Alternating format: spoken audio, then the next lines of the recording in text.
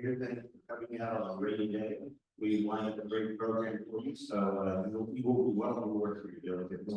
Before we go too far, please remember to scan the QR code. It is linked on the screen and over on the podium there. You need to have that in place within 15 minutes of arrival. We do not charge. Starting to get this to go. I want to get this to go. Start looking at TV and not here. There. So with that, for our invocation pledge, over to John.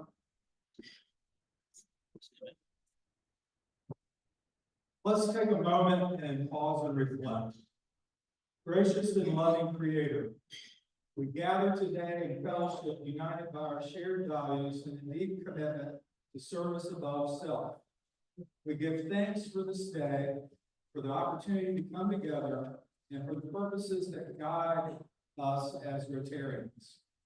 Today, we lift up those who choose action over apathy, who see need and respond with compassion, and who understand that true leadership is measured not by words, but by the lives we touch. We're especially grateful for the work of our own Kevin Sommers and our Rotary District as we partner to build homes in the Dominican Republic. May these homes not only provide shelter, but also hope, stability, and a foundation for brighter futures.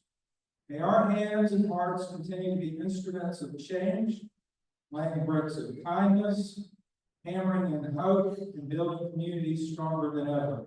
Bless our time together, the food we share, and the work that lies ahead. May we always be inspired to act, to serve, and to uplift. Amen.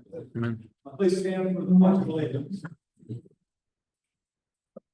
I pledge Allegiance to the flag of the United States of America and to the republic for which it stands, one nation, under God, indivisible, with liberty and justice for all.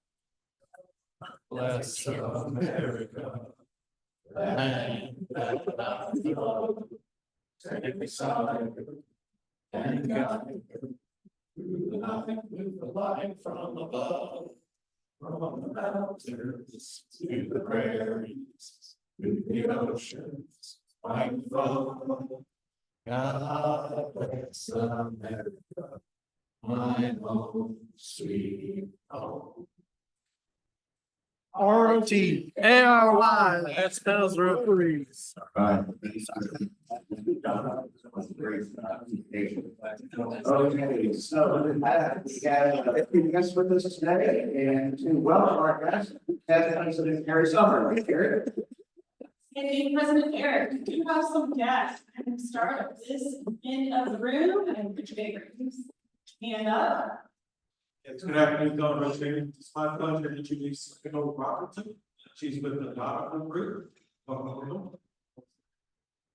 I'm just really excited to be here.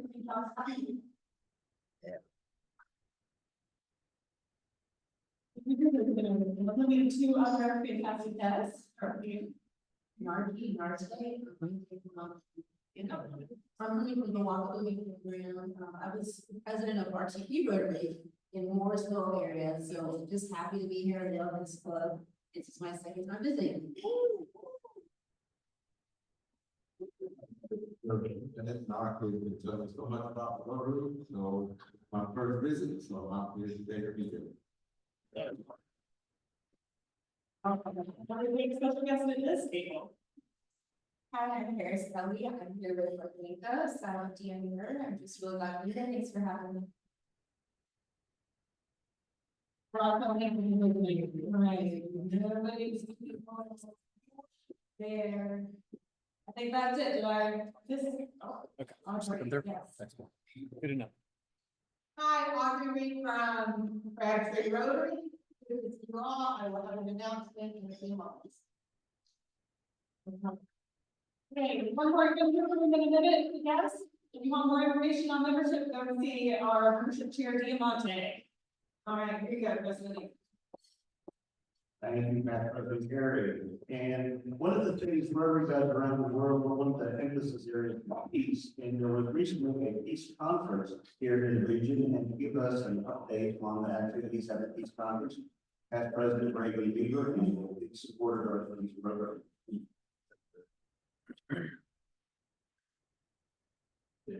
Good afternoon. Finally, bring out that enthusiasm. That's why you choose rock. Okay. Let me ask for a show of hands, how many folks in the club have been participants in the installs process? Okay. I'll raise my hand, of course. The reason I am speaking to you is that the annual peace conference for the UNC installs program was this past Saturday.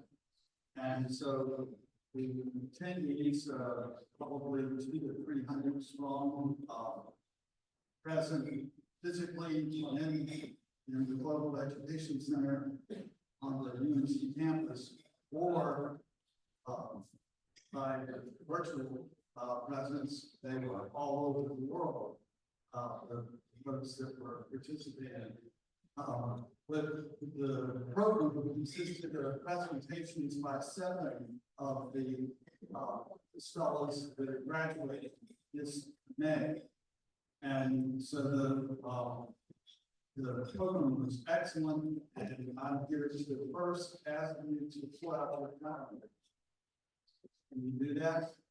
If you have a calendar, April 11th of 2026 is the next annual conference.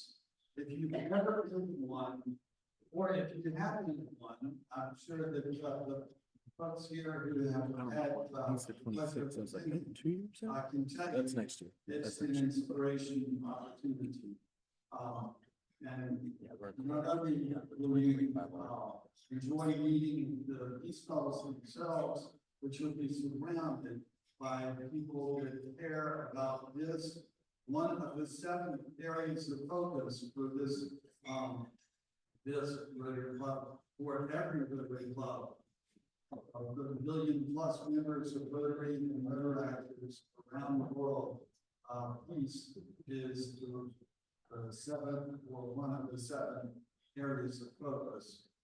But you will be surrounded by others who share an interest in peace. And I had the privilege of sitting next to the host counselor for Palestinian woman who led all the presentations. She was talking about social media and the role that social media has in prevention, or unfortunately, the exercise of conflict.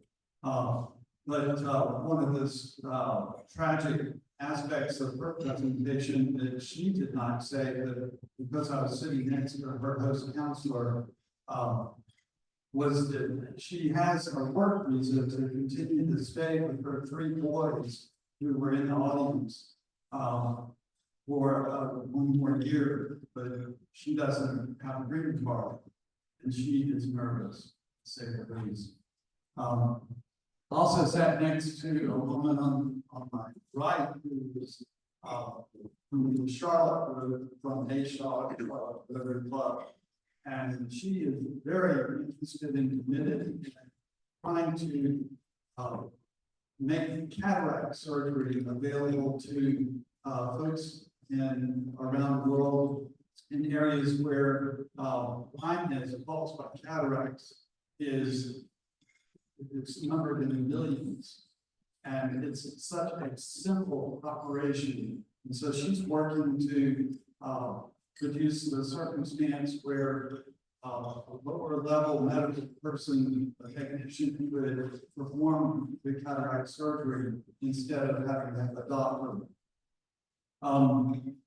You will probably, one thing I wanted to make sure and mention was John Cakes has introduced the club, this club, to Gideon.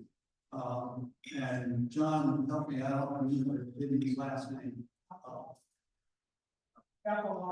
Papalasa, okay.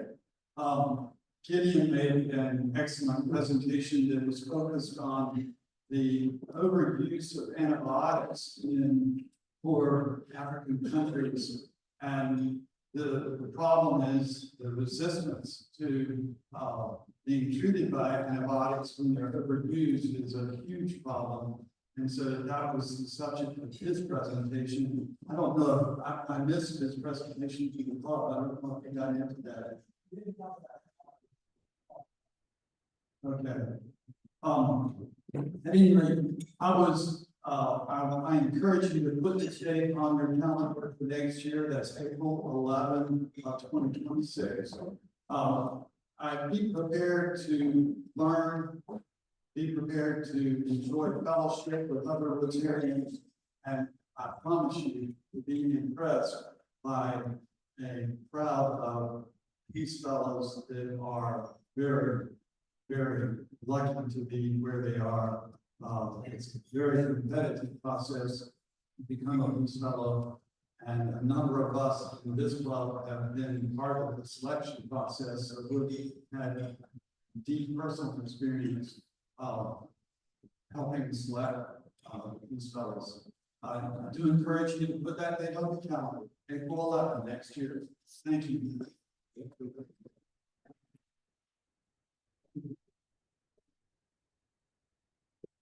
Thank you, Ray, and the folks who have been participating in this throughout the area. Some of these fellows were at our gala, and it was interesting. I met them, and you couldn't have a more diverse background of folks, but those folks knew how to party too. So they're fun as a universal language. So going on further on our discussion of things beyond just this club, we have Audrey from the president of the Fracture Club, who's giving us a quick update on an opportunity relative to our music club.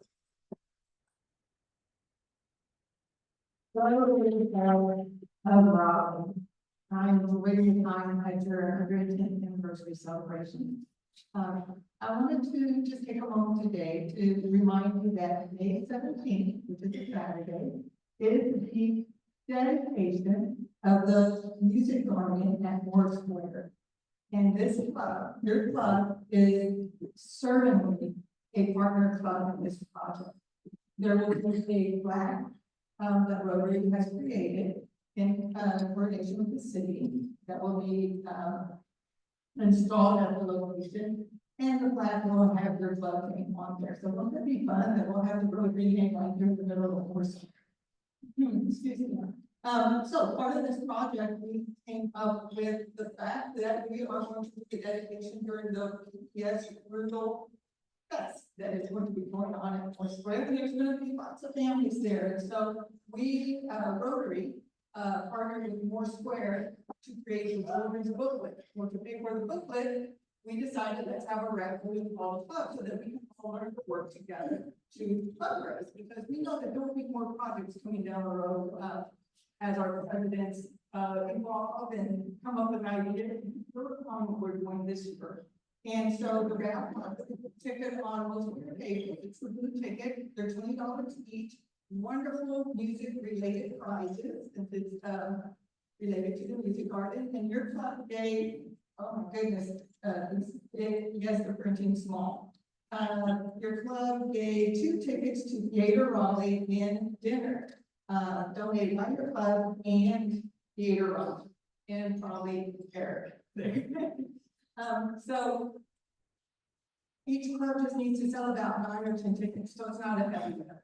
If you sell more, then the goal is that the money needs to stay with your club beyond the 9 or 10 tickets. So it's a good fundraiser report.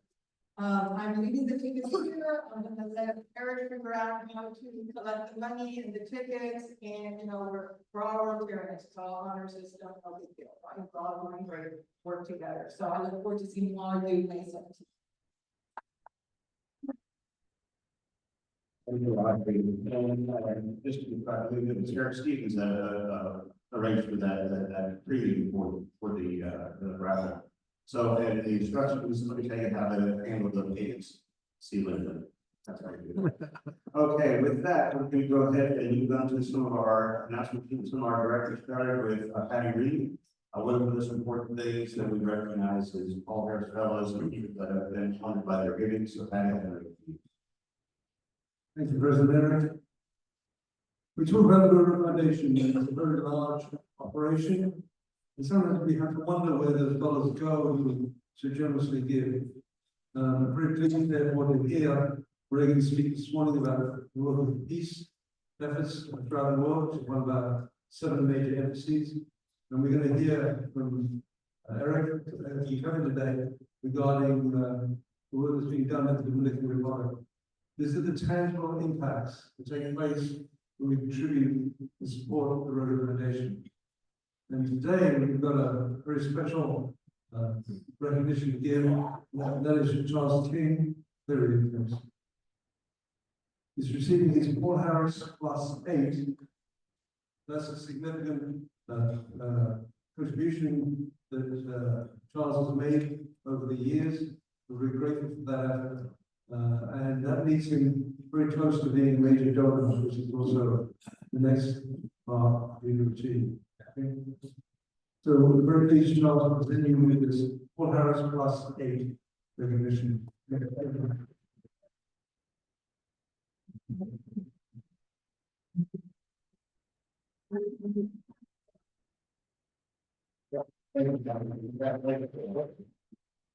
Charles is a longtime member of this club. Unfortunately, he hasn't used today since he joined the club. I have to figure that out. Anyway, with that, we're going to go to our membership. Diamante Founders. It's going to be here to talk about our membership. And those of you who are visiting today, please make sure you meet this gentleman before you leave, and you can tell you more about the club. So, Diamante. Perfect. Thank you, President Eric. All righty, so happy Monday, everybody. How's everybody doing today? Shout out to the Rotary Club of Raleigh. Only we can do that. So that being said, I ain't gonna keep too long, but what we're gonna do, we're gonna have an introduction of our first reading. We're first reading today. So Chuck, please, can you come on up real quick? Yeah, come on up, man. Hey.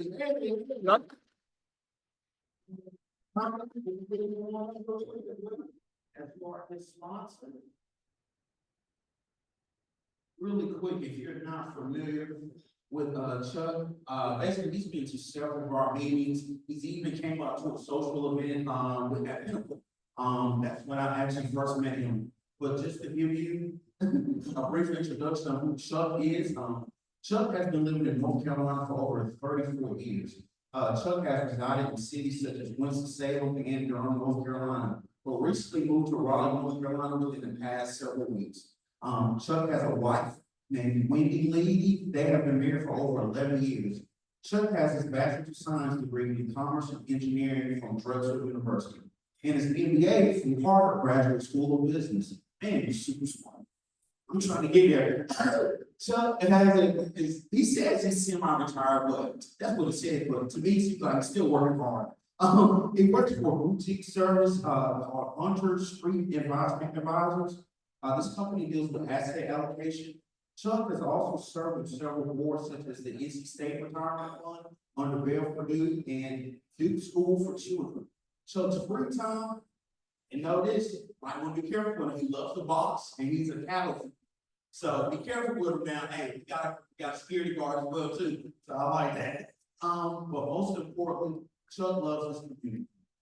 Chuck has volunteered at the Children's School for Foster Children and is also coached boys football in the Weaver Street Projects. So if you have any questions, I love talking to Chuck. He's giving me updates and stuff regarding the stocks and different things like that. But also he's a great person to talk to. So I would love to just give him a round of applause real quick. He couldn't be here at the moment, but I'm gonna go ahead and give the first reading to Judge Hunter. Everybody knows Judge. It seems like when he came back, everybody was so excited to see him. But just a brief update, if you don't know who he is, he was born and raised in Marion, North Carolina. Judge Hunter currently resides in Raleigh and has been married to Nancy Hunter for over 55 years.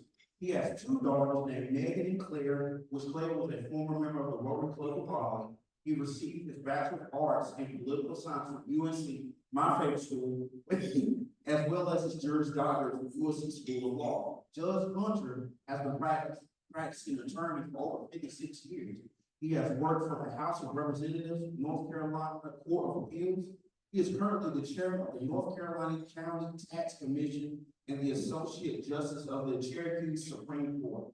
He was also the president of the Rotary Club of Marion, as well as the 1975 Paul Harris Fellow Rotary benefactor.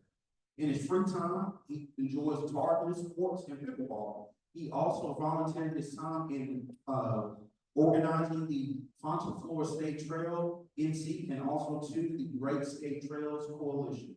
So that is Judge Hunter, and I can tell by your faces, like I said last week, y'all are happy to see him. So I'm glad to bring him back, and also too, I'm glad to have a show. So let's welcome these people that's coming to our club.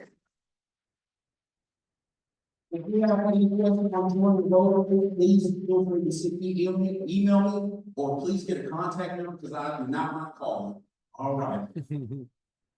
Oh, and shout out to Dominican for this way. Thank you, everybody, for the warm welcome. Our new members, and thank you for everything you do for the club. So we have an update on service from Richard and Jonathan, who just speak. If you just follow Richard, and then we'll have Jonathan. Okay. Good afternoon, those Richard Andrew, your service project chair for our club. So our April service project will be with our friends at Dementia Alliance on April 27th at their walk to defeat dementia. It's at the Fenton area. There are two opportunities to help with this event. You can help set up or break down.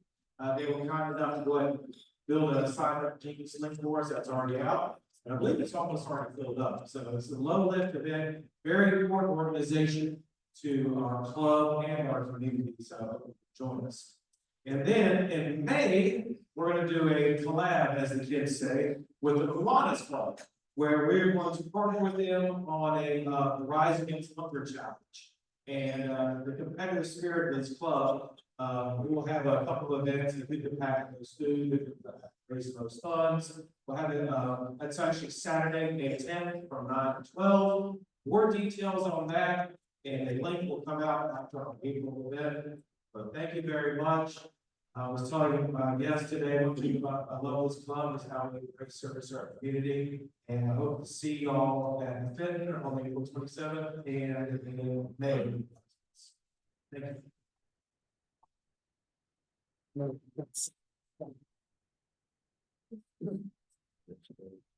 Good afternoon, everybody. The commissioner here, men's D1 championship, Motor League, 64 teams, down to the final two. About 9 o'clock tonight, I think Houston's tipping off against, what's the other team? Florida. I want to thank, we have 20 members who play, $50 a piece, okay, so we're ready for $1,000. Second time we've done it, and we decided to have a first and second place winners. We made $500 net for our club. Winners gonna get $300. Second place doesn't. Then you get $200. Richard's our mini champion. He's in the hunt. Here he's right there. I think it's Earl. Then you said Houston, and then we got Mark Livingston. I don't see he sweat yet, but he's on the edge here because he's going to knock him out of one. Then if Florida wins, Mark Livingston will be our king. And number 2 is still not there. Thanks for playing, guys. All right, our fundraiser, our fund fundraiser, and now for the final report, passed by the update report and it's on our annual fundraiser. Thank you. So just a little summary. First of all, thanks to the Gala co-chairs. Randy's not here, but Mike is, and we could not have done it without Mike and Randy, so thank you so much. We kept moving the bar. First bar was we wanted to break even, then we wanted to make some money, then we wanted to top $50,000. So thank you to the club. Our gross receipts are $54,412. I'm a small business guy. I run a wedding venue and I sell real estate, help people work out situations that are difficult. So I know how to walk to buck. We only spent $21,000, so we netted $32,626.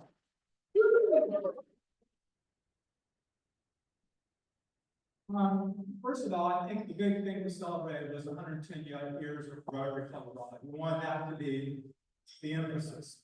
We did Dick's Park to be a partner because we believe in what Dick's is doing. It's got the future of Raleigh on it. We want to be a part of it. We tagged on to the troll theme because it was available. We're still working with Dick's to direct portion of the money, which we would have paid for a venue. We didn't pay for a venue. A portion of the money to do something specific for the park, probably for the trolls. We'll have more conversation as a board about that in the next couple of weeks. We're in conversations with Dick's right now about a specific need that we've identified that is related to the trolls and some of the expansion that's going on right now. So thank you for believing in fundraising. Thank you for getting excited about fundraising. If any of you want to help with fundraising, under Harrison's tenure, we're working on a big thing. And so if you're interested in being part of a big thing that has to do with fundraising for help our club make a difference at Raleigh, see me or see Harrison and get on board. That's it. Thank you. Well, I asked John to stay just a second. I think I said it the other night that when you see something done well, it's easy to make a mistake of thinking it was easy to do. What John put together with his team was not easy to do. They did a great job. John gave up a lot of his personal time, probably gave up some business opportunities to do this, but we are in debt to him. We're appreciative. I think he deserves a standing ovation.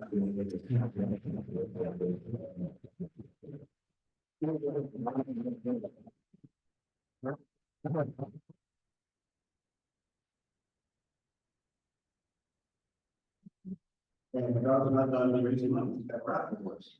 The work never stops. We have a good contest. It's $140, so the winner gets 70. I would like our friend Kevin to step forward. Thank you for going to the game public. Where's your son? Yeah. Where's your son? Would you? Come on, baby. Yeah, 825-481. 825-481. On like 3 times, every time. You see, we have a couple minutes left. I'll try to work out for early up, John. Who's about to head to Germany in a little bit. Here we go. I got $5. I would not be a Duke fan if I didn't say $5 for the only ACC team showing up in the Final Four, even if they lost. In the Sweet 16. Thank you, Chris. Demonte, you give me some call cash for big losing? Okay. Anybody happy having? Okay. Oh, okay. I got $5 for Florida Gators, Mr. Winter, but regardless of what happens, I'll still pick a second. But also shout out to my guest. She actually was there in the Final Four over the weekend. She's a diehard Florida. So yeah, there you go.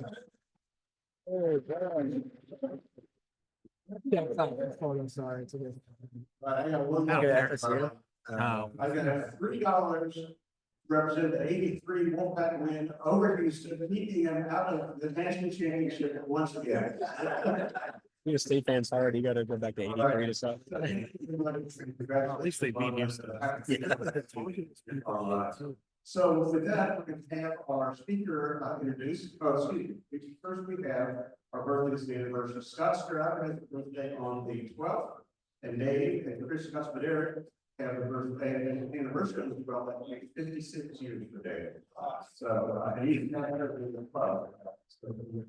Our upcoming meetings, Dr. David Inglis coming up next week, the Chief Academic Officer of the UNC system. That's all the schools in the system. That should be just a really compelling, exciting program. Thinking about what's going on college campuses around the country, this should be very impactful. We're not meeting on Easter Monday, then Dr. Marion Wolf with the Public School Forum, and then we'll have the Wilson Stevens Vocational Service Leadership Award That's going to be, Iron Wood, the famous actor. He will be receiving that award. He will be here, and then if you've ever heard him speak before, you know it'll be entertaining.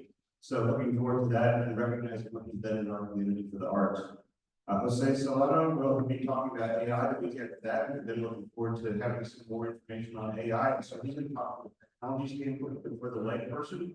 And then Dr. Christian Phelps from NC State talks about the impact on how we learn, how we think, how we communicate. So very important. And then on the second, we're going to have what we're calling a build a bigger Rotary meeting. We're talking about young people, the Girl Scouts who participated in our 4-way test essay contest. We'll be reading their essays. And then Shahima will be talking about growing a bigger Rotary, reaching out to bring an inclusive group of folks to be part of the Rotary agenda with the Rotary Club of Raleigh. So those are upcoming programs, really exciting things coming. And so with this, we're going to have our introduction of our speaker, our own Kevin Sommers.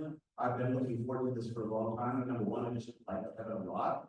Number two, he's the only other engineer in the club, so I can understand the way he thinks and acts. But he's just a really example of a Rotarian who Kevin doesn't just do service, he lives for service.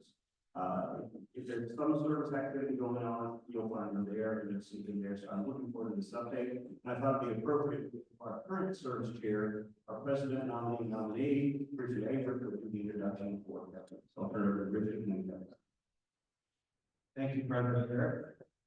Folks, it's my pleasure to introduce today's speaker, my favorite Detroit Lions fan. Born in Detroit, Michigan, Kevin Sommers graduated from Arts Tech with BS in Civil Engineering. He's a licensed professional engineer in North Carolina, commissioned as a naval officer after college and stationed in Norfolk, Virginia at service. He has a career of 37 years as a consulting engineer, retired in 2021. He's currently a volunteer leader at Habitat and Humanity for Wake County. He has been a past president of Rotary Club of Raleigh and the Virginia Beach JCs, where he was a major donor of Raleigh West Society.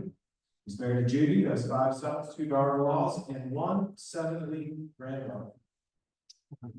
I didn't know Kevin in his professional life, but I can't imagine him doing as much as he did in his volunteer life, which he's doing now. He currently fills his time building homes 3 days a week at Habitat, delivering Meals on Wheels, lead usher at church, a board member, and Kennels Committee Chairman at the Salvation Army. He's also supported the American Cancer Society. Ladies and gentlemen, I can't think of a finer Rotarian, but also can't think of a finer human being. It's my pleasure to introduce Kevin Sommers.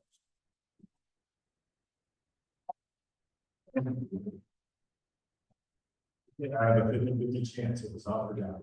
Yeah. I had the pleasure last year to attend the Dominican Republic project. And I'm going to give you a more detailed overview of what that project's all about. It's a District 7710 project. I'm going to give you a little history on how this all started years ago. Give you some more details on what we did in 2025. Just returned a week ago.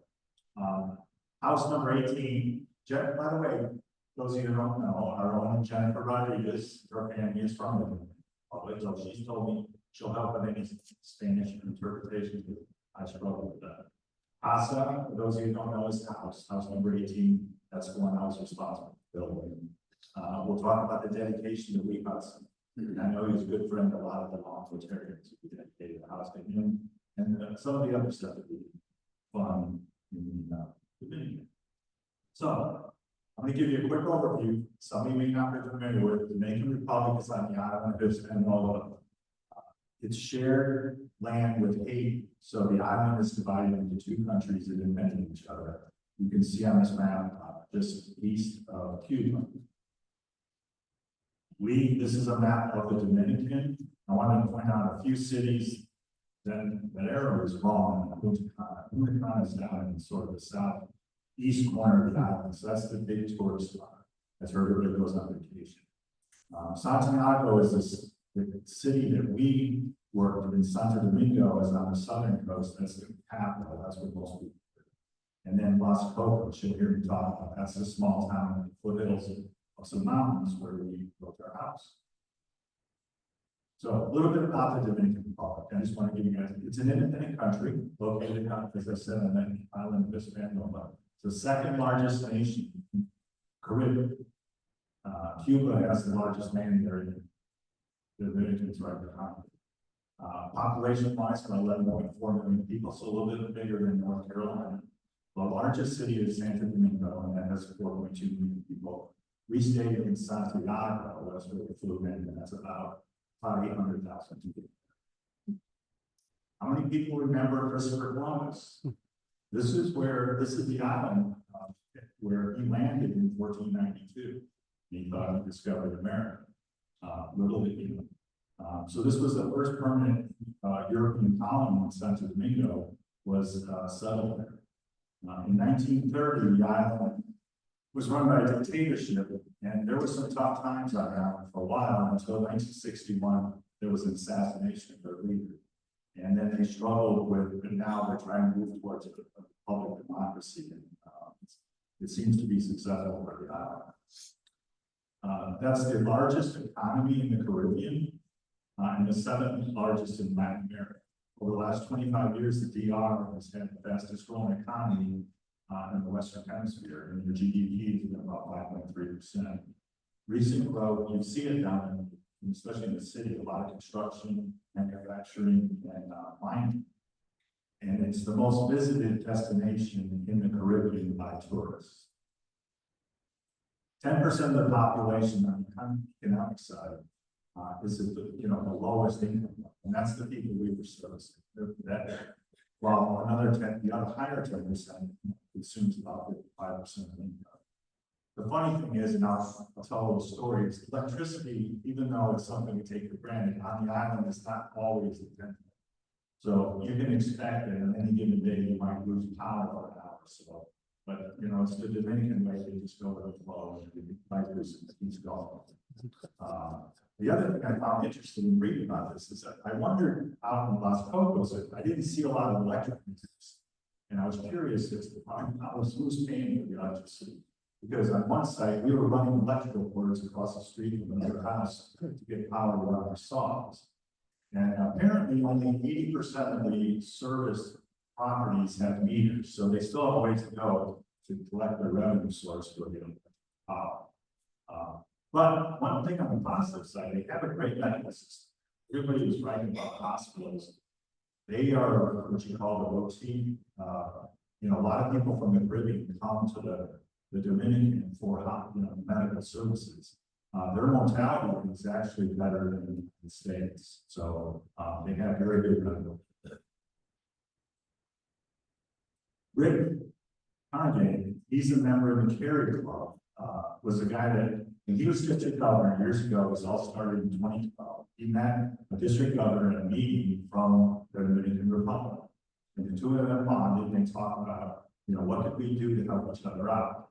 And the gentleman from the Dominican mentioned that, we have this small community we're trying to focus on called Los Cocos outside of Santiago, and we want to do something.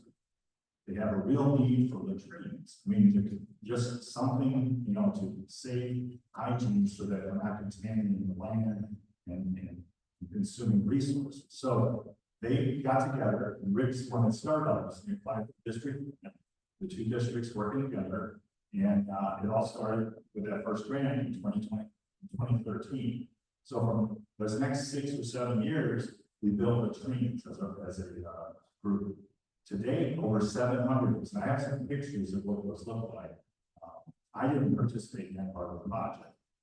It also included some other things along the way. They conducted health fairs. We provided musical instruments to the school, and we had a chance to visit that school. I'll give you more details on that later. Building playgrounds and other activities that the funds that the Rotary was committed to that project. And then 5 years ago, we started building houses. Today, we built 20. So this is a picture of the latrine project. I'll just start with that.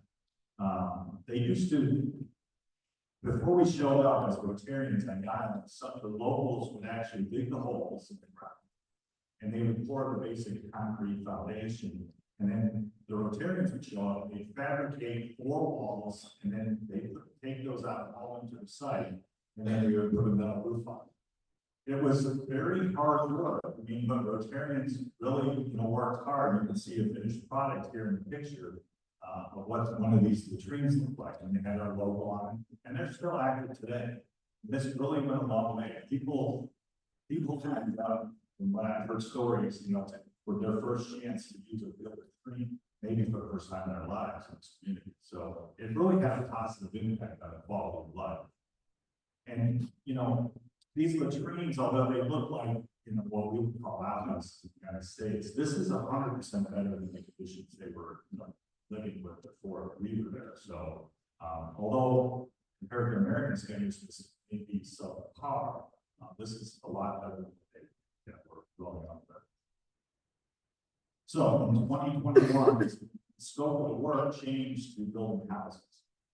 And in 2021 through 24, we built 16 houses. The Santiago Monumental Club is the club that we partnered with in doing this work. There is one of the members that has a construction business, so without his help, this project would really be difficult. But he's the one giving his crew before we get there. We'll have the concrete foundations done and some of the framing, so that when we get there, we can finish the houses. The date, as you can see, okay, so now I'm talking specifically about the 2025 trip that I just completed. The 10 clubs in our district, most of them will be in the Raleigh area, Clayton, Durham participate this year as well. Raised $18,500, and as Patty talked about, this is the money that we contribute in our dues payment and contribute to the Rotary Foundation. This is what the kind of funds what I'm talking about. So we, as clubs, contributed $18,500. There was a district grant that matched those funds, and we got a total of $26,000 to build 4 houses. We went from March 22nd to 29th. I'll give you the details on that schedule, and our monumental club is our partner. So what's the typical week look like? As I'm going to encourage, I'm telling you this now, but I'll move to next year, we go back.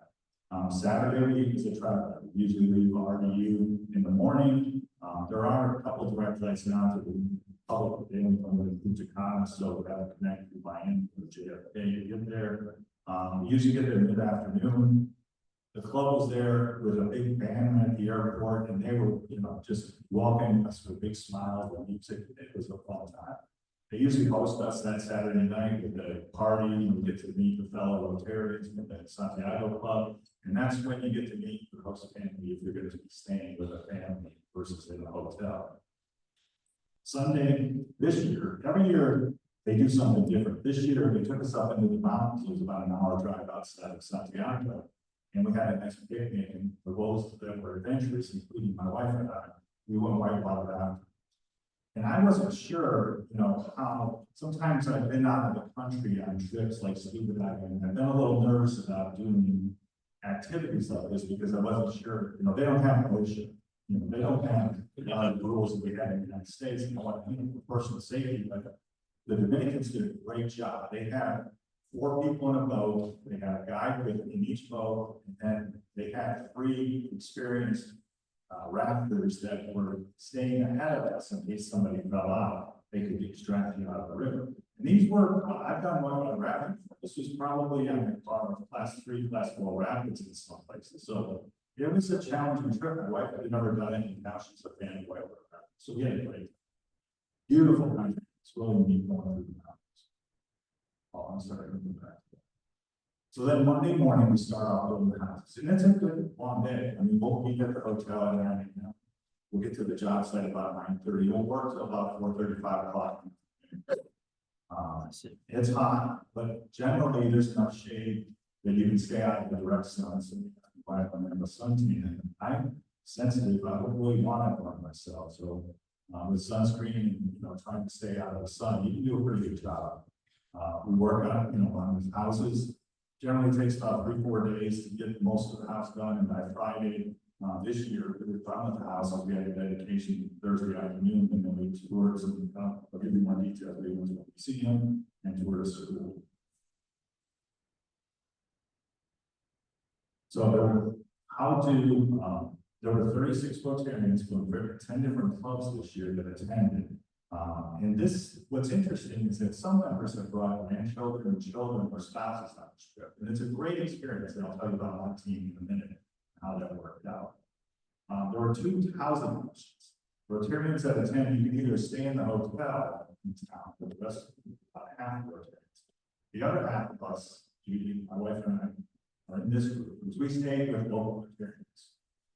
Funny story, last year, Yesenia, she was the president of the Monumental Club. She hosted us in her home. Very lovely home. She had a little dog. Her son was away at school, so it was just her and Judy. This year, we got paired up with Carmen and Candia, mother-daughter combination. The father, the husband of Carmen, was the founding member of the Rotary Club. He had passed away 6 years ago, so it was mother-daughter that lived together. Very nice home. Neither one of them spoke English, but we understood, we didn't speak Spanish, but it was a wonderful experience. We figured out how to, there's a lot of ways to communicate, especially with technology, and we learned all about them, and so I mean, we had a great time. We missed them when we tried.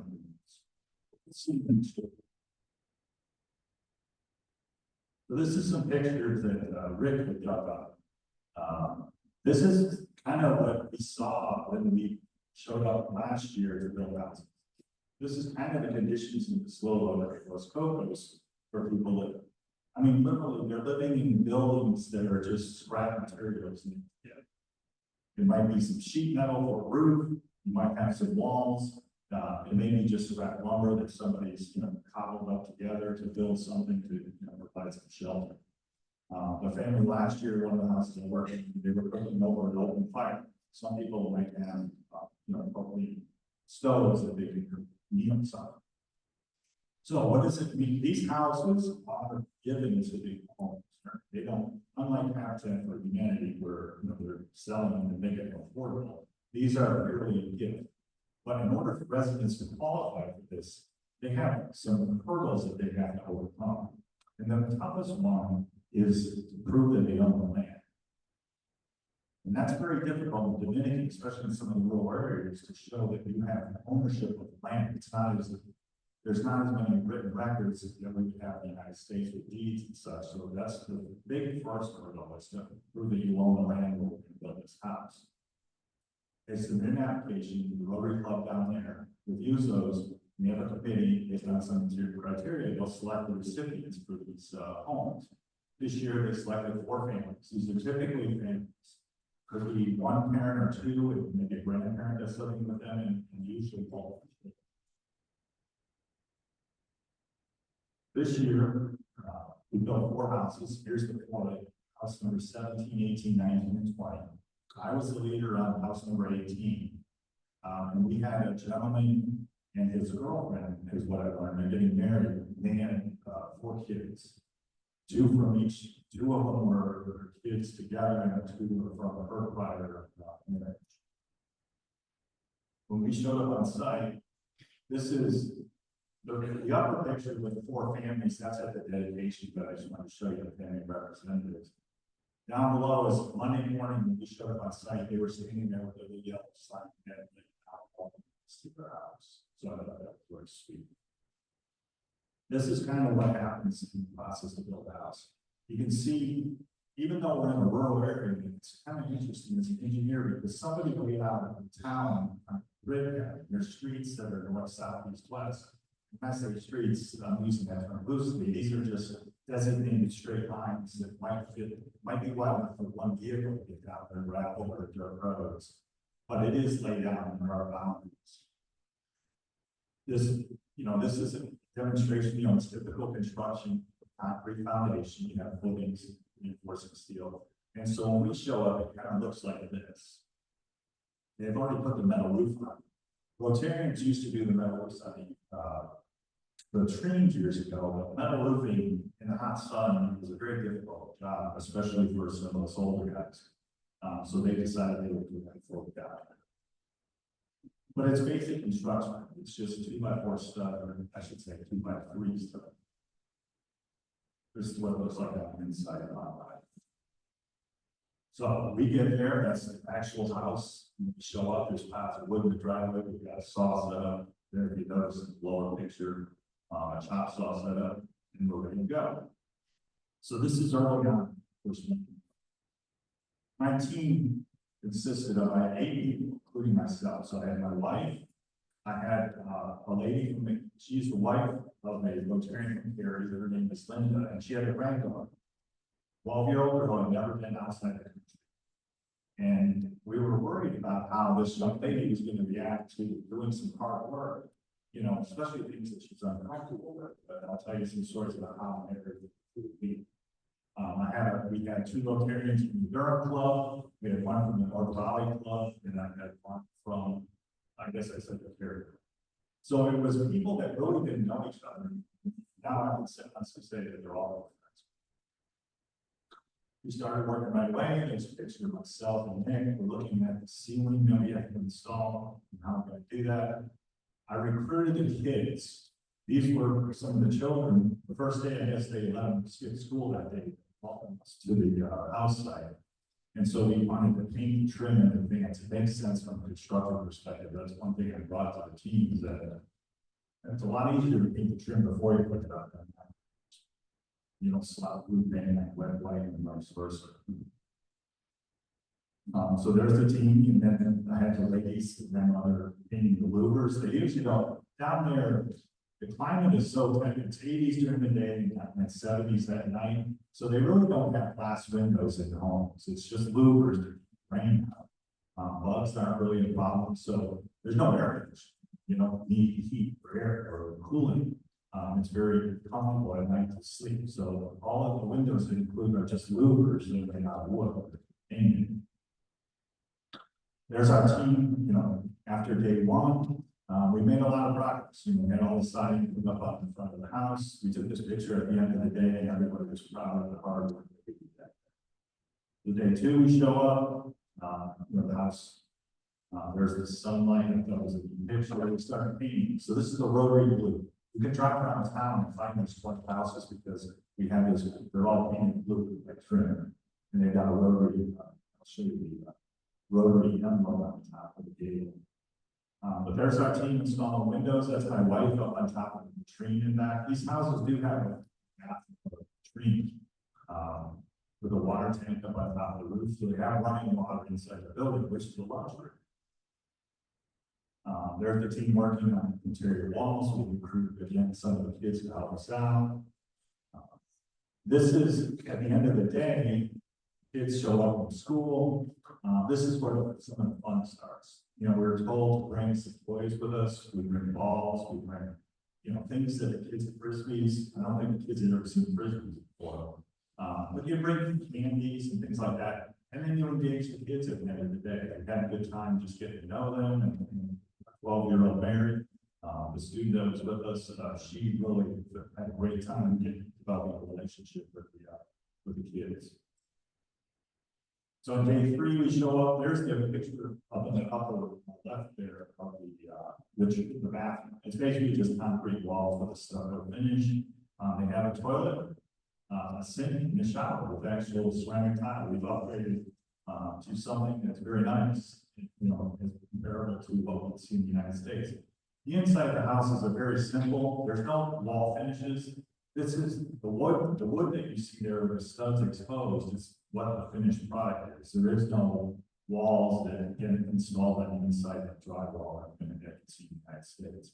But again, compared to what they're living in now, this is 100% better. So this is the front of the house. As we finished the painting job, my team really did a good job of painting. I'll run through some pictures. And then some of the money that we raised, the community funds, we used to buy furniture. What shocked me last year for the first time is, you know, these are pretty, in my opinion, they're not fancy homes, but then they show up with this really nice furniture. I mean, you can see that dining room set is something you'd see in a North Raleigh home. And they take really great pride in this. The refrigerator, funny story, I asked my Spanish-speaking guy, I said, how tall is the refrigerator going to be? I had something interpretive. Give me a dimension. I put in shelving and then the refrigerator showed up, it was taller than I expected, so I had to do all that. But that's our kitchen, they have a regular electric refrigerator, that's a propane stove you see in the foreground.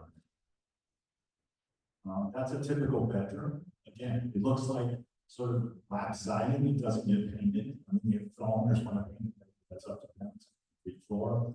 But as we finished on day 4, the mother of the son that was in there was already mopping the floor. And she was literally sweeping up all the sawdust and mopping it 3 times just to make it as clean as she could. The kids, this was a 3-bedroom home. The kids had a choice. They could have split up, the girls in one room and the boys in the other, but they chose to put the 2 bunk beds together and, we helped them. They all wanted to be in the same room. I thought that was wonderful. They have the first bedroom. There's the finished bathroom, that's the beds put together with all the bedding, the Rotarians, we provided all that. And then this was one of the heartwarming special projects. So Linda, the lady from, and her granddaughter, Linda was painting this bar, we'll call it, separates the kitchen from the room. And we were running out of blue paint, she wasn't sure she was gonna have enough to finish the entire bar. So she had this idea to, do some artwork. And then she decided, I'm gonna put the handprints of all the kids and all the family members and some of us in paint and put their handprint on the wall. And this just, everybody, just, I teared up thinking about how happy. And then Mary, I gotta tell the story. This is the 12-year-old that I had in our team. She was struggling. She struggled the first day. The nailing was tough. Using a hammer, especially young ladies like that. These are not small nails that we're driving into the wood. They use, their lumber is 2 inches by 3 inches, not 1.5 by 3.5 like in the United States. And it's hard lumber. They use hard wood. So it's not easy to drive into nails. And Mary struggled with that. We got a painting. She was struggling with that. The heat was bothering her. She was on and off in terms of her mood. But so I pulled her aside on day 3 and I said, Mary, you want to come into a special project? I said, we're going to need the family to silicone countertop for the kitchen. This wasn't part of the project. I just like doing stuff like this. So we grabbed some scrap lumber. There she is helping me put it together. Her and mom, her grandmother painted it. And there we are with our finished product. So she was so proud. And I felt so good for her. Some of the memorable moments I told you about. Toys, candy, and went over well. All the tools that we take down there, we usually tell Rotarians buy, bring your old stuff or buy new stuff that we're planning on leaving it behind. One thing I got, 2 of the Rotarians, they weren't construction guys, but somebody sent out a tool list of things you should bring, and somebody looked online, there was a link to a hammer. For those of you who are familiar with hammers, they come in different ways. These guys showed up with 10-ounce hammers. A normal hammer is 16. 10-ounce hammer would be great for driving a little 1/2-inch, finish nail in wood, but when you're driving a 3-inch common nail into hardwood, it's like it's a very big challenge. And so we had fun with that while we were there. One thing I really found neat about the Dominicans, they take a lot of pride in coffee. And I'm not a big coffee drinker, my wife is, but all the homeowners in every site I've ever worked on, they may not have a lot. They may be living in very substandard conditions, but it seems like everybody has coffee. Okay. They have a tray, they have a nice mocha pot that they make coffee in, they have a nice china, and it may be something that they picked up at a thrift shop of some sort. They have, everybody drinks out of small cups. It's not an espresso, but it is a small cup. And they may have mismatched cups, but they'll proudly make coffee.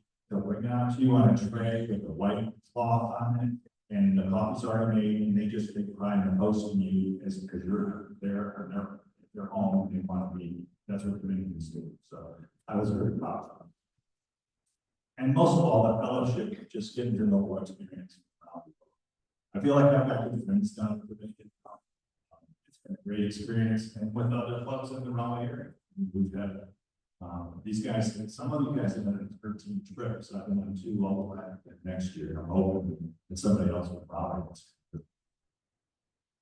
So here's our dedication ceremony. You guys remember hearing about Lee Hudson passed away about a month ago. The finished houses usually have the Rotary emblem at the top. There's 2 plaques on the wall, one's in Spanish, one's in English, that dedicates our house number 18 to Lee. It was a very emotional ceremony, but it's thinking about. This is the crowd of people, all of the community came to stand and watch us dedicate these homes. You know, so there's big impacts on trains. This was some of the other projects that the Rotary has done down there. We built a food court at a school. We've done health clinics. We did playground projects. And then that lower left corner is a school where there was an orchestra. We had a chance to go visit this orchestra, and it's a K through 12 type school. Although in the Dominican, you're only compelled to go to the 8th grade. Most kids try to go to the 12th grade.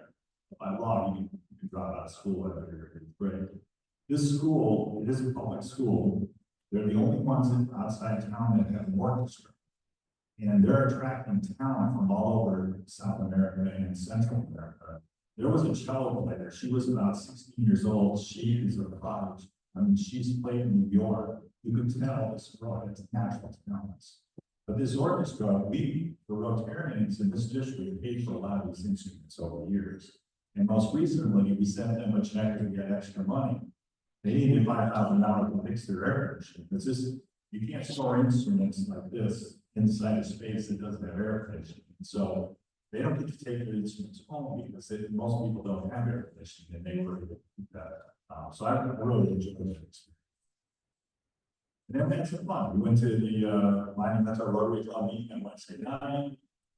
We had picnic time together. We went whitewater rafting. And there's a picture of my wife and I with our hosts Carmen and Cynthia at the Quinceanera, which is a sweet 16 party within Hispanic culture. When a girl turns 15, there's a life party, and that was the theme for our Friday night white party. So everybody dressed up, and we actually had a 15-year-old girl on our trip, so she got to be we celebrated her birthday. So we went around. There was I thought this was a neat little picture. I've never seen anybody hang colorful umbrellas on the street when we stopped and got ice cream one day. And I thought that was a neat picture. So these are the type of things that community fund picks up. And there's the context for our project, and I'm wrapping things up. So,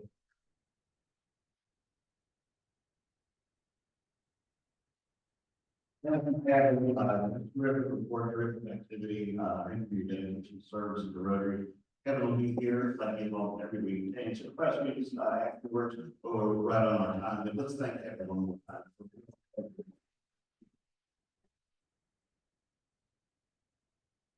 If you're one of our visitors, I think you probably get the perfect meeting to come and learn about Rotary, from music firm in Raleigh to Dominican Republic to Eastern around the world. So that's what Rotary is about. It's a good snapshot. So fellow Rotarians, let's go ahead and stand up and do forward that. Of the things we think, say, and do, is it the truth? Is it fair to all concerned? Will it build goodwill and better friendships? We benefit from all concerned. We're adjourned. You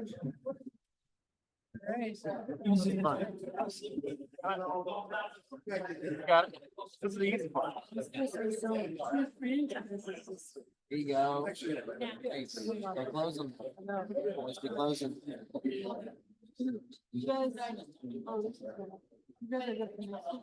Yeah. So today.